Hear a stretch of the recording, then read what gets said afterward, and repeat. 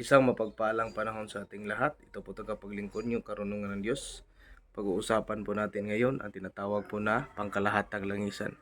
Pangkalahatang langisan siya kasi maaari ka na makadepensa, maaari ka na makagamot, at maaari ka na makapaghanap buhay. Mayroon po siya yung sangkap na tinatawag na orasyon ng Diyos Ama, Agila, verse 18, second 18, Haring Bakal, kontra ambos, kung saan nagagamit po yan sa pangkalahatan. At meron din po sangkap ng dahon ng Santa Ana, Catalina, Igirat, Kurutan para sa kabal, taguliwas at pangpaswerte. Meron din pong lunas baging, lunas kahoy, tambaluling baging at tambaluling kahoy na sangkap nito.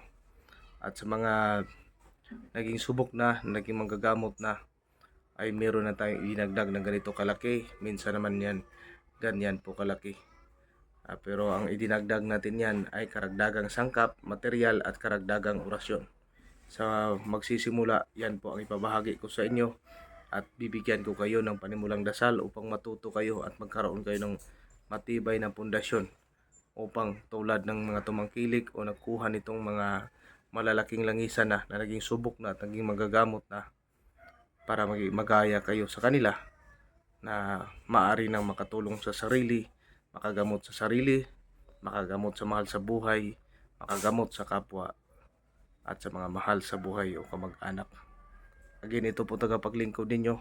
Hindi ko na po kailangan iusal pa lahat o sabihin pa lahat kung ano mga sangkap niyan.